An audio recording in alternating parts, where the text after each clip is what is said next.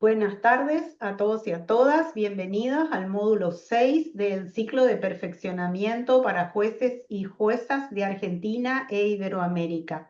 Con mucho gusto, es importante para el Instituto de Capacitación Judicial de las Provincias Argentinas y Ciudad Autónoma de Buenos Aires presentar este ciclo, que es el producto más importante de alguna manera que tiene reflejar y que a lo largo de los años viene sucediéndose. Se encuentra a cargo de ministros y ministras de los superiores tribunales y cortes provinciales, por lo cual es un orgullo para nosotros poder estar hoy aquí. Para todos los presentes, le vamos a pedir que por cuestión de orden vamos a mantener silenciados nuestros micrófonos, apuntando las preguntas en el chat para cuando la charla de la expositora termine y del mismo modo si lo quieren hacer de manera verbal. A continuación, vamos a presentar a la expositora del día de la fecha. El tema a abordar serán los problemas procesales en el abordaje de los conflictos ambientales y con ello abrimos la puerta al tema ambiental a lo largo del ciclo de este año. Y nuestra expositora invitada es la doctora Gisela Schumacher. Ella es abogada, especialista en Derecho Administrativo, preside la sala número 2 en lo civil y comercial del Superior Tribunal de Justicia de la provincia de Entre Ríos. Es docente en Derecho Público en la Facultad de Ciencias Económicas de la Universidad Nacional de Entre Ríos y docente y disertante invitada en eventos académicos, nivel de grado y posgrado, tanto en el país como en el extranjero. Sabemos que esta presentación es muy breve, pero vamos a dejar el currículum in extenso en el chat. Bienvenida, doctora. Muchas gracias por sumarse a esta apuesta del Instituto Reflejar, dependiente de la Junta Federal de Cortes y superiores tribunales de justicia de las provincias argentinas. En nombre de la doctora María del Carmen Bataini, presidenta del instituto, le damos la bienvenida. Hola, buenas tardes, Alejandra. Buenas tardes a todas y a todos quienes están participando en esta jornada. Mi agradecimiento por la presentación, mi agradecimiento por la invitación a reflejar en la persona de la presidenta de la Junta Directiva, la doctora María del Carmen Bataini, y también a la Junta Federal de Cortes y Superiores Tribunales de Provincia y de Ciudad Autónoma de Buenos Aires. Es un placer para mí volver a participar de, este, de, este, de esta propuesta de reflejar. Y bueno, tengo una ventaja en esta charla porque desde el título les adelanto que la propuesta va a ser a partir de plantear problemas. No pretendo aquí transmitir a colegas de todo el país cuáles son cuáles son las soluciones ideales. Creo que a medida que uno avanza en las prácticas de los procesos ambientales, se da cuenta que si bien hay muchos lineamientos, tanto por las convenciones internacionales, la Constitución y muchas normas, los sucesos, las cuestiones que aparecen día a día en las prácticas, muchas veces no encuentran una solución en las normas. No se escucha ruido si alguien tiene abierto el micrófono.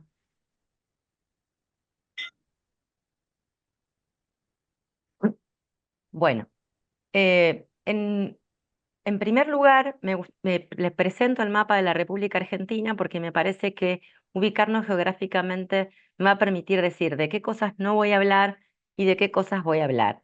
La primera cosa de la que no voy a hablar, más allá de decir también que no me voy a introducir en las cuestiones de fondo del derecho ambiental, de las sustanciales, sino más bien en las cuestiones pragmáticas, en las prácticas, es aquellos supuestos en que el conflicto ambiental atraviesa las fronteras y se transforma en transnacional, sino que me voy a concentrar en los conflictos ambientales que suceden dentro del territorio de la República Argentina.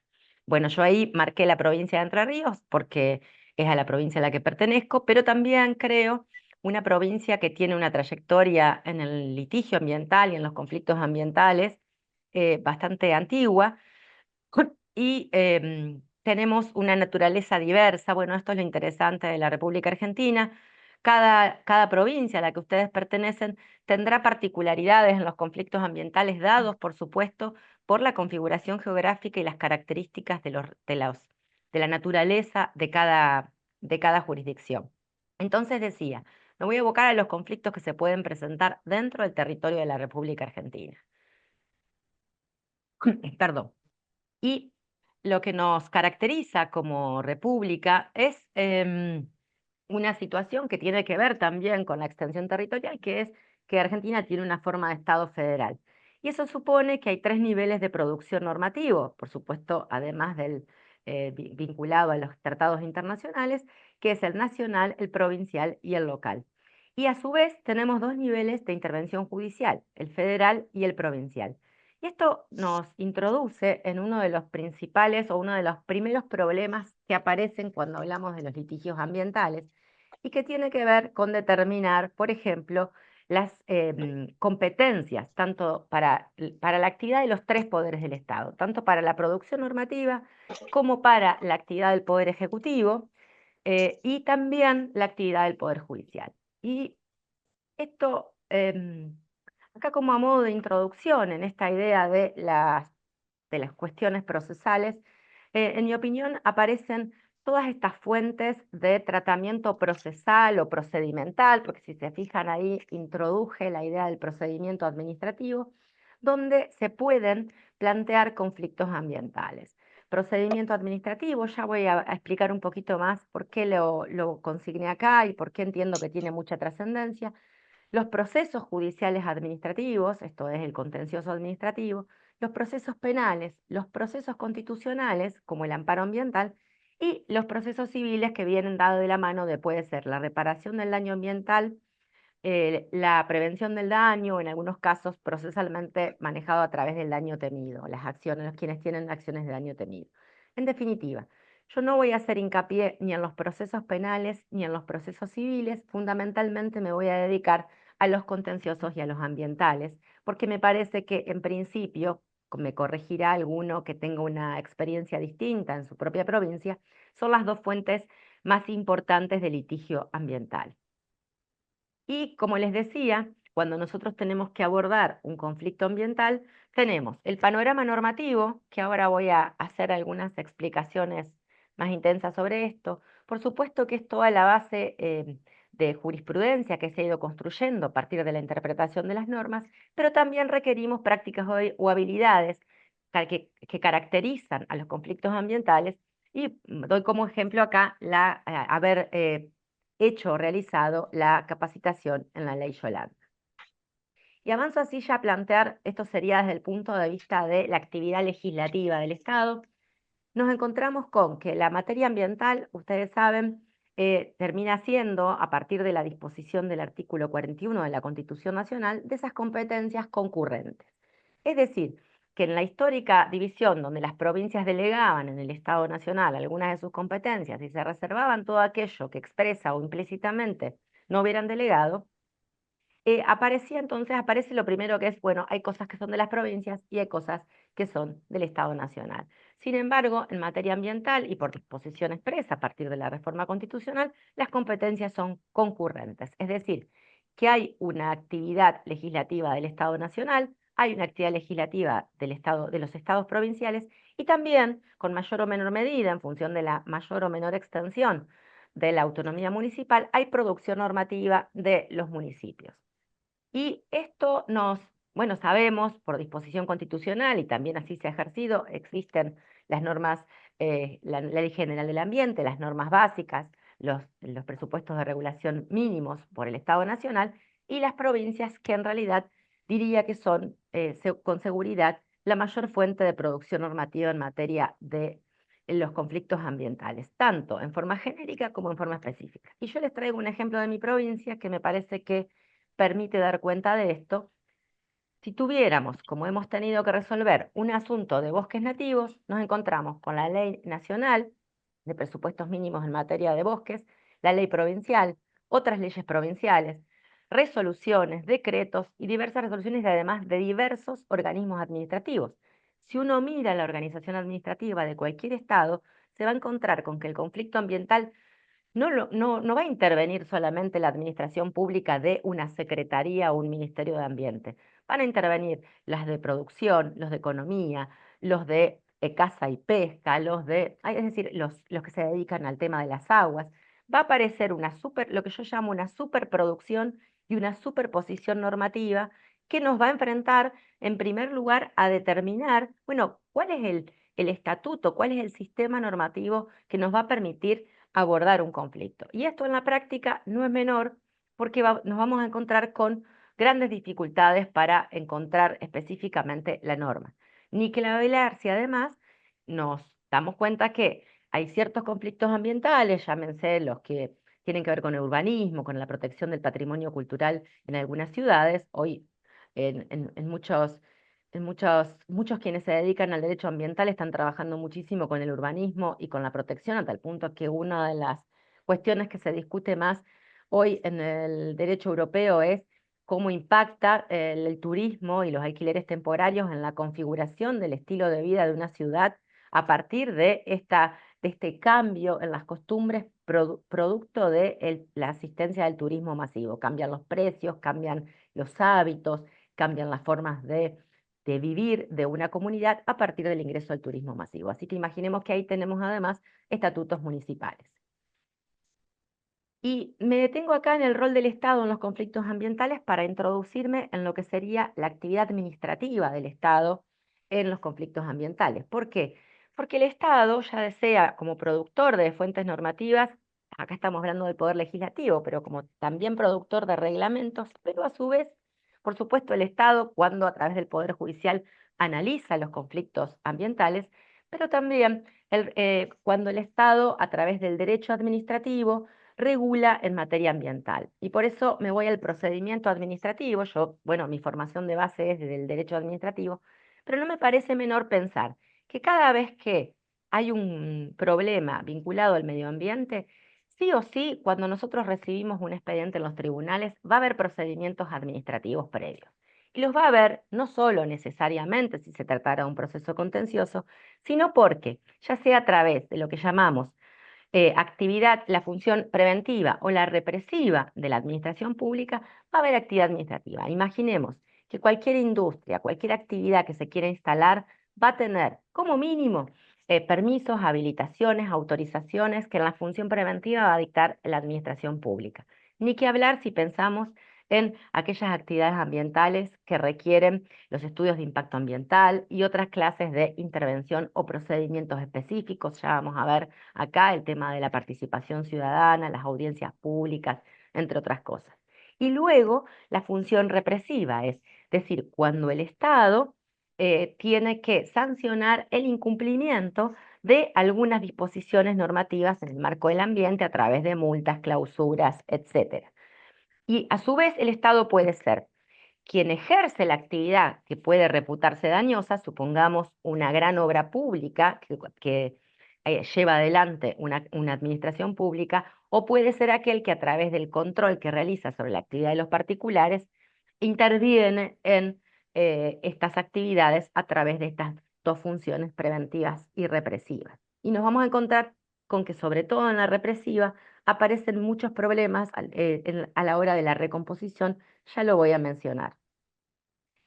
Em, por supuesto que toda la actividad hoy en día tiene que tener muy presente en materia ambiental estos tres puntos que regula el Acuerdo de Escazú, que Argentina firmó, pero además ratificó, a diferencia, por ejemplo, de la propia Costa Rica, donde se celebró, que aún no lo ha ratificado, que hablan de el acceso a la información pública ambiental, la participación pública y el acceso a la justicia. Y con esto ya me voy introduciendo en lo que sería la actividad judicial de los conflictos ambientales, pero tanto el acceso a la información como la participación pública tienen un gran impacto en las cuestiones que tramitan ante la administración pública y vamos a ver cómo nos impactan luego en los procesos judiciales. A partir como les decía, el acuerdo de Escazú, sobre todo en el artículo 8, apartado 3, es el que habla del acceso a la justicia. Y ahí nos dan una serie de pautas, este acuerdo, que es obligatorio para la República Argentina, nos da una serie de pautas vinculadas al acceso a la justicia que hablan de la participación, hablan de la prueba, hablan de las cautelares. Pero el planteo mío acá tiene que ver con que si uno lee este artículo 8, apartado 3, los titulares o lo que dispone este acuerdo de Escazú parece sumamente interesante y apropiado y vinculado específicamente a los conflictos ambientales. Y eso es una muy buena guía. Pero ¿qué pasa cuando estos problemas aparecen frente a nuestros tribunales, cuando tenemos que decidirlos?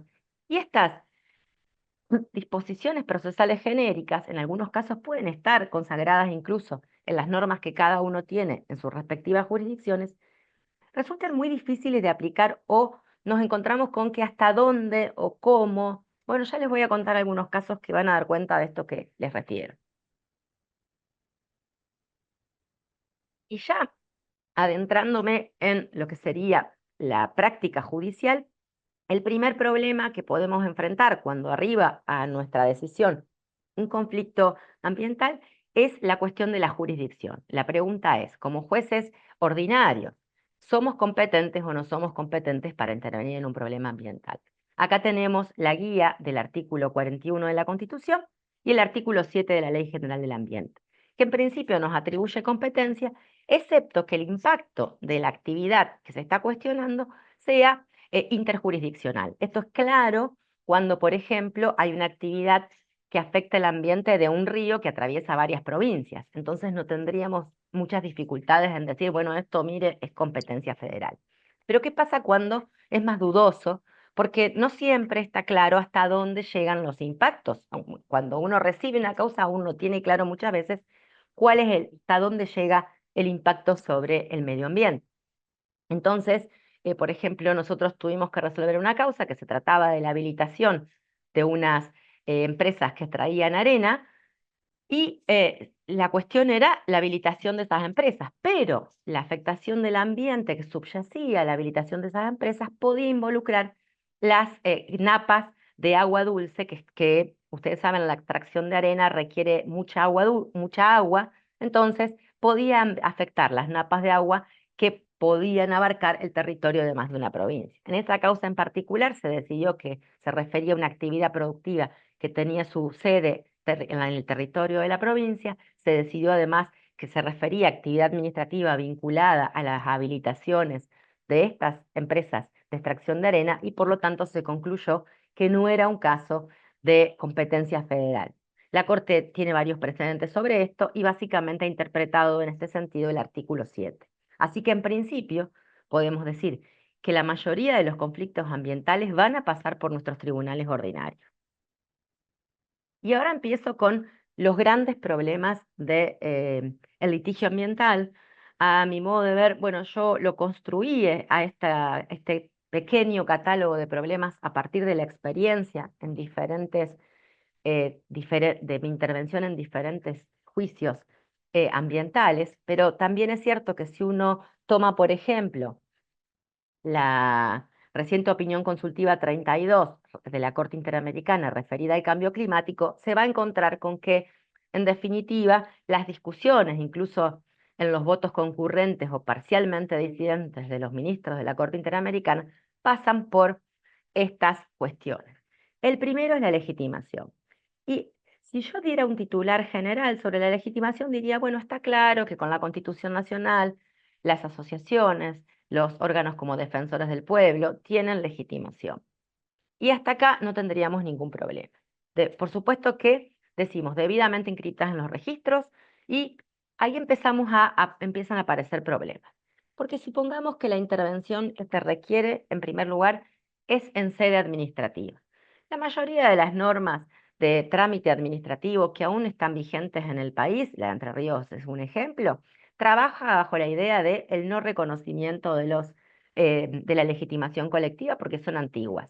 Recién ahora, el año pasado, por ejemplo, a nivel nacional, la ley de bases pasó a hablar, sale de las viejas categorías del interés legítimo y pasa a hablar de el interés jurídicamente tutelado.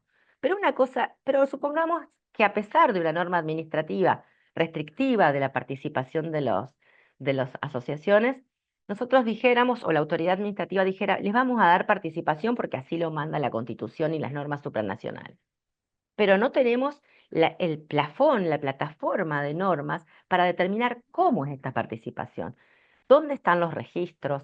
¿Hay alguna forma de difundir? Ustedes saben, en materia judicial, tanto la Corte como la mayoría de las provincias han creado registros de donde se anotan los litigios colectivos. Sin embargo, no hay ninguna normativa general que nos dé la pauta de cómo se hacen esos registros, que cómo se establecen las prioridades. Entonces, para empezar, tenemos un problema de legitimación pragmática, no sustancial. ¿Cómo se hace esa intervención? ¿Cómo se participa? Otra de las cosas es, en los procedimientos administrativos, por ejemplo, usualmente las administraciones no están acostumbradas a abrir a prueba los procedimientos a partir del ofrecimiento. Con los sumarios administrativos, lo que suele suceder es que la administración incorpora informes, dictámenes, pero imaginemos una asociación que se presenta a intervenir en un expediente administrativo, invocando una legitimación colectiva y ofrece prueba que no es la de la propia administración. Seguramente a más de un funcionario se le quemarían todos los cables en esta situación. Y por supuesto, en general, las normativas que regulan los procedimientos no van a tener soluciones. Y este problema se puede trasladar a los procesos judiciales.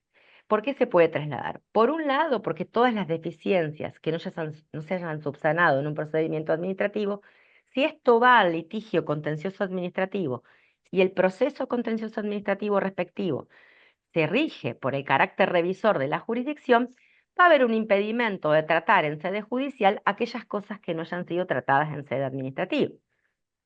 Por otro lado, supongamos que no hay un proceso contencioso, sino que el litigio se tramita, por ejemplo, a través de un amparo ambiental, también puede ser que aparezcan defectos en los trámites, en los dictámenes, en los informes que se agregaron en la tramitación administrativa y ya sea tarde para la intervención en sede judicial de esta asociación. Si las asociaciones intervienen, usualmente incluso va a ser más simple, pero imaginemos un conflicto ambiental donde la administración en su función represiva aplica una multa porque hay una actividad contaminante.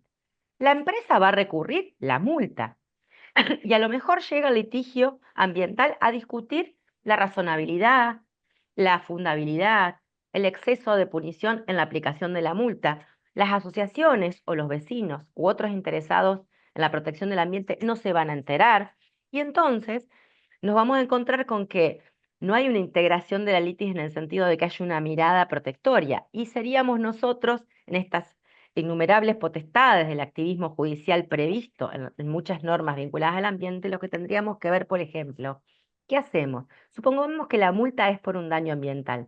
¿Podríamos de oficio mandar a recomponer si no ha sido discutido y el litigio viene por una empresa que está cuestionando el monto de una multa por un acto contaminante o por una tala de bosques nativos? Bueno, resulta bastante dificultoso.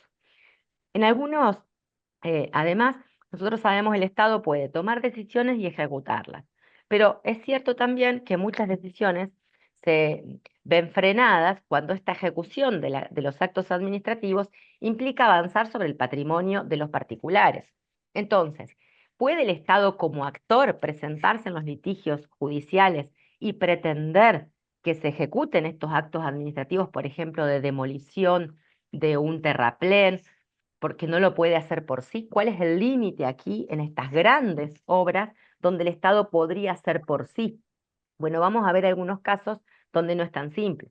No todos los ordenamientos normativos le reconocen la posibilidad en los distintos procesos al Estado ser actor. En Entre Ríos, por ejemplo, la ley de amparo hasta hace pocos años no preveía que el Estado fuera actor. Hoy específicamente tenemos una regulación donde en el amparo ambiental el Estado puede ser actor. Em, Voy al siguiente problema. La participación ciudadana. De algún modo se relaciona con la legitimación, pero la excede. Y la excede porque para muchísimas actividades vinculadas al medio ambiente, para los estudios de impacto ambiental, se exige la participación ciudadana. Sin embargo, en algunos supuestos, las administraciones públicas son reticentes a permitir la participación ciudadana o cumplen de un modo muy escueto esta norma. Nosotros tuvimos una causa en una gran obra pública en la ciudad capital de la provincia de Entre Ríos, donde se requería específicamente por la norma que hubiera una participación de la comunidad con opiniones sobre esa obra pública, Pero he aquí que la forma en que el municipio entendió que debía darle participación era abrir un registro para opiniones escritas en la sede del Palacio Municipal durante 3 días y sin difusión a través de la prensa y los medios de comunicación. Y entonces ahí la pregunta es, ¿estas formas de participación ciudadana, escuetas, reticentes, semiocultas, cumplen con los estándares necesarios que nos mandan las convenciones y muchas normas? Evidentemente no, pero también se presenta la dificultad de en qué momento viene alguien a decirnos que estos procedimientos tienen estos vicios, cuando la obra ya está casi terminada, cuando las autorizaciones se emitieron, cuando o todavía a tiempo antes de que una obra empiece. Bueno, acá aparecen, por supuesto que no voy a entrar a hablar de las nulidades de los actos y los procedimientos administrativos y sus efectos porque sería muy complejo, pero en definitiva, la participación ciudadana como otro de los requisitos, tanto del Acuerdo de Escazú como de muchas normas nacionales y provinciales y constitucionales, aparece en la práctica a veces de un modo difícil. ¿M? Y por supuesto, uno sabe que cada vez que se trata de consultas públicas, la respuesta de la comunidad puede no ser obligatoria para la administración, tanto a la hora de habilitar una actividad dañadora del ambiente o potencialmente dañadora, como a la hora de realizar una actividad potencialmente dañadora. Sin embargo, la pregunta es, ¿hasta dónde debe existir una justificación de esa decisión que explique por qué, a pesar de opiniones en contrario de las personas, no se lleva adelante o no se tienen en cuenta? Em, Otra de los problemas procesales, y yo diría probablemente el más difícil en materia ambiental, son las cuestiones vinculadas a la prueba. Ya adelanté un poco qué pasa en los procedimientos administrativos con las posibilidades probatorias, pero también nos pasa en los procesos judiciales. La administración está acostumbrada a hacer informes, dictámenes, tiene evidentemente órganos especializados. Si uno habla de analizar el impacto respecto de un recurso hídrico, de un arroyo, un río, seguramente va a haber funcionarios dedicados a esto. Si uno habla de la contaminación del aire, de la basura, de la instalación de plantas productoras de determinadas actividades, si uno piensa en los bosques, si uno piensa en la caza de especies, en la caza de especies nativas, infinidad de especialistas. Ahora bien, cuando una asociación o un particular quiere cuestionar o quiere plantear, sobre todo en sede judicial, que estos informes, estos dictámenes, estos análisis no son correctos, tienen defectos o son equivocados respecto de sus conclusiones, nos encontramos con dificultades de todo tipo. En primer lugar, en los casos en que se trata de asociaciones, y ni qué hablar si son particulares, vecinos, ciudadanos o ciudadanas, no van a tener los fondos necesarios para abonar o pagar un estudio en forma previa. Es prácticamente seguro, si bien en algunos países del norte del mundo hay asociaciones ambientalistas sumamente ricas y poderosas y con financiamientos interesantes, la mayoría de las asociaciones de nuestro país en general no son asociaciones que tengan un financiamiento importante como para pensar en pagar estudios de expertos que no sean aquellos que ya están o que hicieron los informes en la administración pública. Pero vamos más allá. Las universidades también, si uno quiere, por ejemplo, solicitar un informe a una universidad, no un informe que ya está hecho en el marco de alguna investigación, sino un informe nuevo sobre, nosotros tuvimos una causa donde había que determinar si se podía hacer un proyecto de obra pública donde se canalizaba un arroyo con cemento y la asociación ambientalista planteaba que se podía obtener el mismo resultado con un mecanismo de obra menos perjudicial para el ambiente, que eran unos gaviones. Bueno, la verdad es que todos los informes en el expediente daban cuenta de que se necesitaba hacer esta obra con cemento. La asociación solicitó de una universidad pública que hiciera un informe porque quería demostrar que estos gaviones, que no eran cemento, podían cumplir con la misma finalidad. El municipio decía, si no hacemos cemento, las casas que están a la vera de este arroyo corren riesgo de derrumbe. Y Las universidades invitadas contestaron, esto en un proceso de amparo, contestaron que necesitaban 6 meses para armar el equipo de trabajo interdisciplinario para luego dar la respuesta. Entonces, bueno, en esta causa en particular, la Asociación Ambientalista termina desistiendo de la prueba y, por ejemplo, algunos poderes judiciales tienen convenio con el CONICET, pero lo cierto es que si uno pretende la producción de una prueba específica sobre algo que no está estudiado, CONICET también cobra un arancel, sus investigadores cobran para poder producirla. Entonces, aparece una de las cosas que menciona uno de los votos concurrentes de la opinión consultiva 32, que es la tensión, y en materia de prueba y en nuestros litigios se ve bastante fácil, entre la rapidez o la urgencia con la que hay que resolver la mayoría de los conflictos ambientales y la eficacia o la eficiencia de la decisión. Porque una buena decisión, ahora voy a ver cuando avancemos, también tiene que ver con la posibilidad de concretar una sentencia, de ejecutarla. Ustedes saben, la ejecución de la sentencia ambiental es uno de los grandes problemas del derecho ambiental y si uno arrastra defectos, imaginen que acá estamos haciendo una historia, empezamos con los procedimientos administrativos que aparecen de algún modo u otro en la mayoría de los conflictos ambientales. Seguimos con un proceso judicial que tenga algunos defectos, algunas lagunas, algunas dudas, llegamos a una sentencia que se transforma casi en imposible de ejecutar. Todos conocen la causa Mendoza de la Corte, pero yo ahora les voy a contar algunas causas de la provincia de Entre Ríos donde las dificultades han sido enormes. Eh, yo ahí en prueba consigné lo que dice el acuerdo de Escazú sobre qué podemos hacer con materia de prueba, porque lo vamos a analizar en el marco del principio precautorio, porque sabemos que la duda científica no es suficiente para considerar que no hay un daño ambiental o no hacer o rechazar una petición en el marco de la protección del ambiente. Pero sin embargo, también sabemos que la Corte le ha puesto un estándar mínimo a la aplicación del principio precautorio y en este caso, el acuerdo de Escazú nos dice, bueno, frente a advirtiendo los problemas que se generan en materia de prueba del daño ambiental, dice, se podrá invertir la carga de la prueba y la carga dinámica, y se podrá aplicar la teoría de las cargas dinámicas de la prueba. Ahora, en los casos concretos, ¿cómo lo hacemos? A mí no me parece tan claro. En primer lugar, porque esto es la norma convencional, muchos ordenamientos procesales no lo tienen.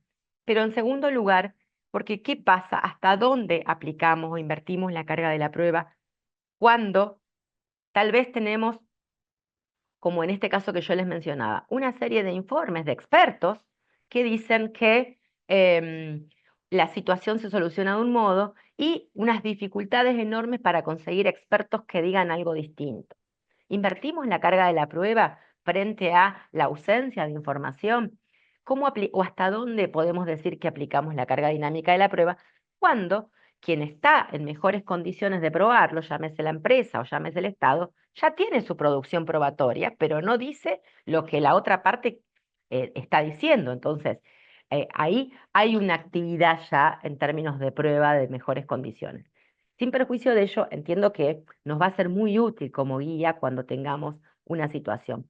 Pero imaginemos más, eh, con los informes técnicos, porque esta es la causa que les decía acerca de la canalización del arroyo. ¿Cómo asociaciones, personas o vecinos que muchas veces no tienen los medios, como la judicatura, que usualmente no tiene un cuerpo de peritos expertos, no sé si en alguna provincia existe un cuerpo de peritos expertos en la infinidad de especialidades que puede abordar un conflicto ambiental, ingenieros, hidrólogos, técnicos, ingenieros ambientales, personas especializadas en los bosques, en la naturaleza, en equilibrio, en urbanismo? Entonces, cómo obtenemos información científica. Y acá tenemos lo que sería el criterio de la mejor ciencia disponible. Esto surge en la opinión consultiva 32, que la Corte acá Interamericana nos dice, bueno, si tenemos dificultades con saber a qué técnico, supongamos que obtenemos información contradictoria de los expertos en el marco de la prueba en un proceso. ¿A cuál de ellos tenemos que atender? Bueno, la Corte Interamericana nos da la pauta de la mejor ciencia disponible, pero Fíjense que también estas pautas en abstracto nos pueden llevar a dudas.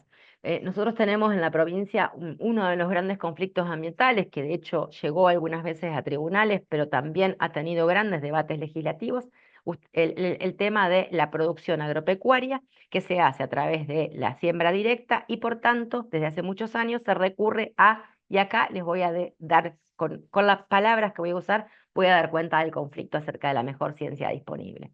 ¿Son agrotóxicos o son agroquímicos? Es decir, son sustancias que se utilizan para los procesos productivos y sin embargo, desde qué lugar de la ciencia se hable, unos los va a llamar agrotóxicos y otros los va a llamar agroquímicos. Y si uno se pone a pensar, bueno, el rigor, las prácticas, quiénes son los científicos que han hecho los estudios vinculados al impacto en la salud humana de los agrotóxicos barra agroquímicos, se va a dar cuenta que en ambos casos detrás hay personas muy formadas, muy estudiosas, pero tal vez con una visión ideológica o científica distinta que los lleva a distintas conclusiones. Pero además también, yo hasta ahora he venido hablando de universidades públicas, eventualmente alguna universidad privada, pero también sabemos que la ciencia tiene financiamientos de diversos sectores que en todo caso pueden apuntalar o dirigir, al menos sin hablar de circunstancias espurias, dirigir hacia dónde van las investigaciones. Entonces, también es cierto que cuando tenemos dificultades para decidir, me recuerdo otro conflicto que hubo acá cerca de, se iba a hacer una calle nueva y los vecinos de la calle se oponían a que se extrajeran árboles y especies centenarias. Y entonces la condena judicial era para que se extraje, o lo que se pretendía de los vecinos en primer lugar era que se extrajeran estos árboles para no detener la obra y se trasplantaran en otro lugar. Bastante dificultoso era de encontrar científicos que dieran cuenta de si realmente estas plantas iban a ser viables una vez trasplantadas o no, por ejemplo. Em, y ya viendo las opciones, yo les decía, en el caso del contencioso administrativo como herramienta procesal para el litigio ambiental, la mayoría de los ordenamientos normativos nos va a traer muchos problemas porque van a venir con procedimientos administrativos dificultosos, con errores, con defectos de participación. Entonces, en la mayoría de los ordenamientos, ya sea que esté expresamente previsto el amparo ambiental o que entre por el amparo genérico con las adaptaciones que le vamos a aplicar de la Constitución Nacional y de los tratados internacionales, nos vamos a encontrar con dificultades. Por un lado, quienes tienen un procedimiento de amparo más parecido al ordinario, como podría ser en la justicia federal, obtienen resultados inmediatos a través de procesos cautelares. La provincia de Entre Ríos no trabaja con procesos cautelares porque el amparo ambiental está regulado de un modo muy veloz. Por ejemplo, para dar cuenta de esto, un juez de primera instancia tiene 5 días corridos para dictar una sentencia en un amparo ambiental. ¿M? Eh, con lo cual, ¿qué va a pasar cuando el litigio ambiental se presenta ante los tribunales a través del amparo? En muchas oportunidades lo que va a pasar es que el tiempo es escaso para analizar seriamente los conflictos, los problemas que se estén discutiendo en este amparo. Y ya voy a hablar un poco de la tutela cautelar, pero el amparo se va a presentar como insuficiente desde el punto de vista de una acción que le dé un marco. En la práctica, a pesar de esto, debo decir que al menos en Entre Ríos, la fuente principal de discusión de los problemas ambientales es a través del amparo. Pero yo no dejo de advertir también, y lo he dicho en alguna oportunidad en alguna sentencia, el amparo se revela como insuficiente, por lo menos en la regulación provincial, porque está eh, pensado para, ustedes saben, estas situaciones de daño inminente, de urgencia, de manifiesta ilegitimidad, y entonces está pensado para ser resuelto rápidamente. Y a ningún juez se le ocurriría una apertura a prueba que dure 4 o 5 años, al menos en nuestra provincia, en un amparo ambiental. Pero además aparecen otras situaciones, porque ahora es posible pensar en la interposición de un amparo, sobre todo en materia ambiental, sin un comportamiento manifiestamente ilegítimo. Porque cuando avisoramos un daño, cuando queremos prevenir un daño, en principio uno podría llegar a decir, bueno, yo quiero esta prevención, pero ahora no hay un comportamiento manifiestamente ilegítimo que pueda surgir. Y eso también es una condición, en principio, bastante estandarizada en materia de amparos, de esta idea de que necesitamos un comportamiento manifiestamente ilegítimo. Ya voy terminando y vamos a ver que los problemas siguen. ¿Qué pasa con la tutela cautelar? Supongamos que en las jurisdicciones que tienen cautelares con amparo o en el caso de nuestra provincia las tutelas cautelares van a ir por la vía del contencioso o por la vía eventualmente del proceso civil y comercial, acá se presentan innumerables problemas. Si, quien litiga y pretende la tutela cautelar, supongamos que es un vecino. Yo puse un edificio porque es un caso que tuvimos en nuestra provincia. Un vecino dice, la construcción de este edificio en esta parte de la ciudad altera el ambiente, ha violado normativas regulatorias, etcétera. Y solicita que se detenga la obra. ¿M? Un vecino del edificio. Se detiene la obra. La tutela cautelar dice, bueno, vamos a detener la obra porque evidentemente puede haber un daño ambiental. Resulta que en este caso concreto llegamos al final del proceso y no había motivos, o el tribunal entendió que no había ningún vicio en el procedimiento administrativo ni violaciones normativas que impidieran la construcción de esta obra. ¿Cómo funciona? Porque el vecino o la asociación va a litigar sin gastos. ¿Cómo funciona la contracautela en este caso? ¿Quién asume en un supuesto como este los costos que puede implicar para una empresa tener paralizada una mega obra durante 2 años o 3, lo que demore un proceso? Y con esto soy optimista, sabemos que a veces los procesos cuando requieren más de una instancia pueden demorar más de 2 o 3 años. También entonces, por un lado, nosotros tenemos poca información y ante el funcionamiento del principio preventivo y precautorio, la tutela cautelar parecería algo fácil, normal, habitual para el tratamiento de estos conflictos, pero nos encontramos luego con estos problemas del litigio sin gastos, de la contracautela, en este caso podemos no exigirla, y bueno, ¿qué pasa con los daños que se ocasionen? Y también es cierto que en principio entiendo que la tutela cautelar frente al conflicto ambiental es, más bien uno tendría que decir, más bien sí y no, no, ¿no? Hay que ser más cuidadoso en rechazar una tutela cautelar en un conflicto ambiental porque porque si uno aplica los principios, lo más lógico es que la tutela proceda y no sea improcedente. Pero, sin embargo, ¿qué pasa si no hay una cautelar previa y la obra avanza? Nosotros tuvimos una causa donde se presenta una persona a decir que la participación pública y el informe de impacto ambiental no había existido en una obra pública, era una protección contra inundaciones en la zona del Delta Entrerriano, pero cuando la persona se presenta a los tribunales, la obra tenía un 89% de realización. Entonces ahí la pregunta es, em, cómo se manda a destruir una obra pública. Está claro, porque ahí para poder destruir una obra pública multimillonaria hay que analizar muchas cosas, hay que analizar realmente el interés público que media entre para qué se hace la obra pública, en este caso era para proteger a una comunidad de inundaciones y la afectación al ambiente que hay con una obra de esta naturaleza.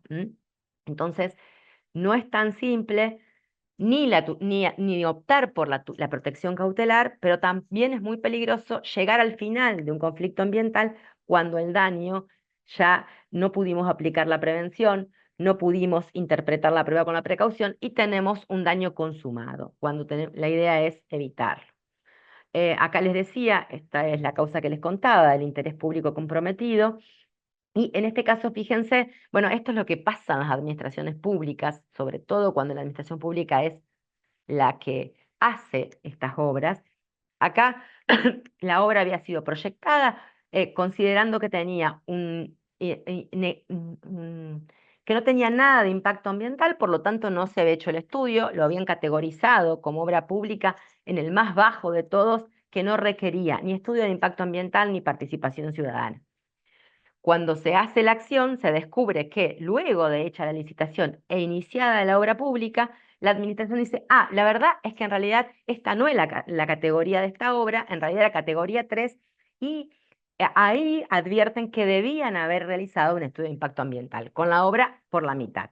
Cuando los vecinos, en este caso una vecina, se empieza a generar el conflicto y se presenta a los tribunales, la obra sigue avanzando y teníamos una obra con un 89% de construcción y sin estudio de impacto ambiental previo. Eh, Hablábamos de la recomposición y ya voy terminando porque me parece que, Alejandra, corregime, se me está acabando el tiempo. Em, Hoy les decía y les adelantaba, la recomposición en materia de ambiente es uno de los grandes problemas y ni que hablar si esta recomposición viene en el marco, por ejemplo, nosotros tuvimos una o dos causas donde era la potestad sancionatoria de la administración a través de multas por la tala de bosques nativos y la discusión venía entre la empresa y el Estado por la multa. ¿Y dónde está la recomposición? No siempre el Estado de oficio decide la recomposición.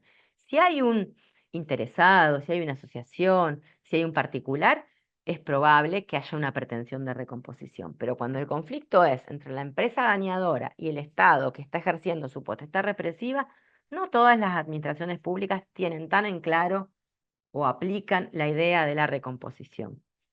Em, de todas maneras, en el caso del ordenamiento entrerriano, expresamente se prevé que el amparo puede ser o puede tener como pretensión y como contenido de la decisión la recomposición, pero esta recomposición a veces no es inmediata, no es por etapas. Si yo tengo un desmonte, es fácil pensar que detengo el desmonte que se está realizando. Ahora, mandar a realizar la reforestación resulta más complejo. ¿Por qué? Porque en muchos casos hay que hacer un análisis de cuáles eran las especies nativas, de cómo debe hacerse, ni que hablar del tiempo que esto lleva. Y por supuesto, en muchos casos a los jueces y las juezas no nos gusta mucho trabajar en estos proyectos a largo plazo porque nos resulta dificultoso, dudoso, hay un montón de presentaciones entre medio y llegamos con poco aliento al momento de hacer todo lo que se necesita para ejecutar la sentencia, más allá de las enormes reticencias que se encuentran tanto en los estados como en los particulares para cumplirlas. Em, Les voy a contar, por ejemplo, bueno, esta es una causa donde no había recomposición, lamentablemente después de 10 años de litigio, lo que discutíamos era el monto de la multa. em, y la recomposición de algún modo se anuda o se vincula mucho con la ejecución de la sentencia ambiental. No voy a entrar en los grandes casos que tiene el derecho argentino, pero les voy a comentar algunos que tenemos en la provincia de Entre Ríos. Por ejemplo, en una discusión, una empresa holandesa había realizado una actividad prohibida y había hecho obras para evitar que el agua circule en el delta entrerriano. Un municipio le dice, mire, estas obras, estos diques están prohibidos, tiene que romperlos. Esto arranca en el 2005 y 6 años después la empresa empieza a discutir la competencia del municipio para mandarle a destruir estas obras. Luego de varios años de litigio y de la intervención de la provincia, porque acá se trataba de El Río, se termina concluyendo, más de 10 años después, que había que destruir estos terraplenes.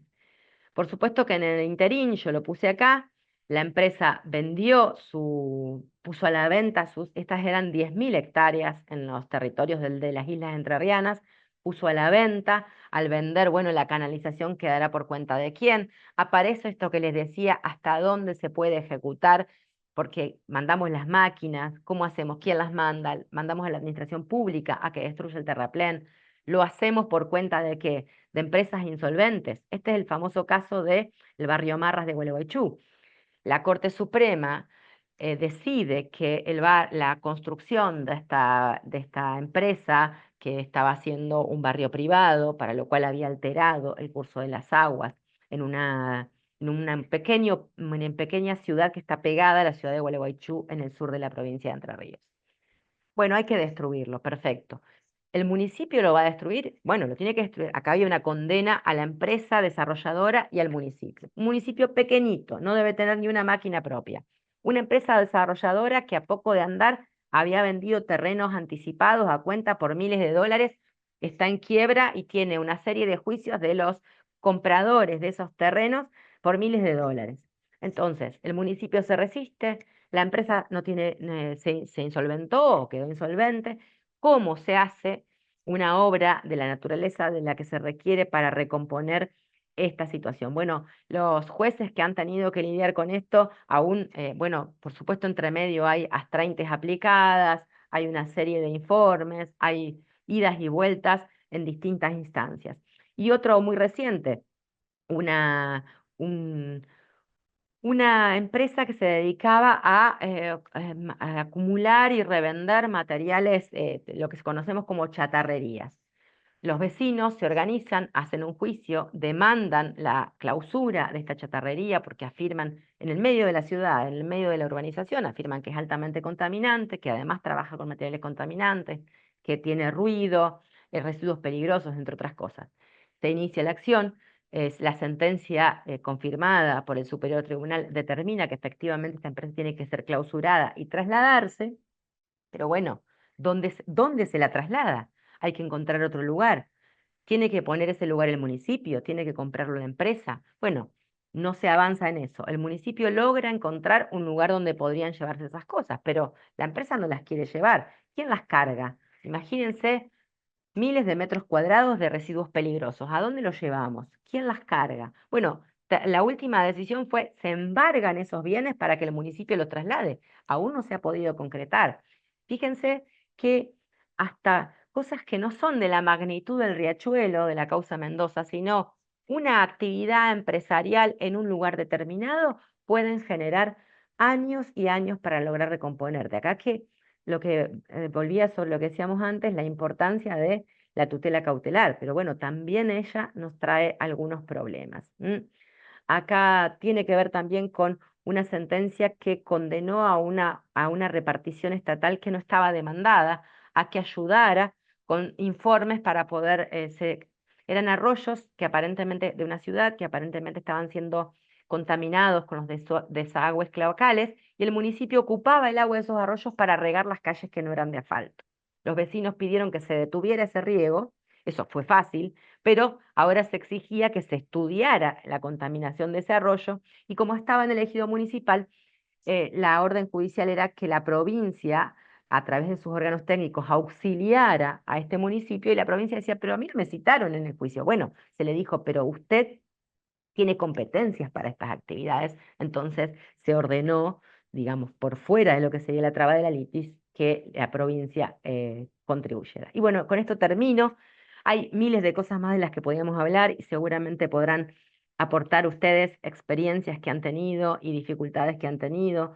Yo no vine a compartirles soluciones, pero sí creo que las discusiones colectivas y las experiencias colectivas nos pueden permitir entre todos imaginar y compartirles, bueno, la que he tenido yo a través de diversas áreas en las que he trabajado en esta clase de conflictos, nos pueden permitir a veces ideas o soluciones que a lo mejor no se nos habían ocurrido. Así que bueno, muchas gracias por la atención y por compartir esta tarde conmigo.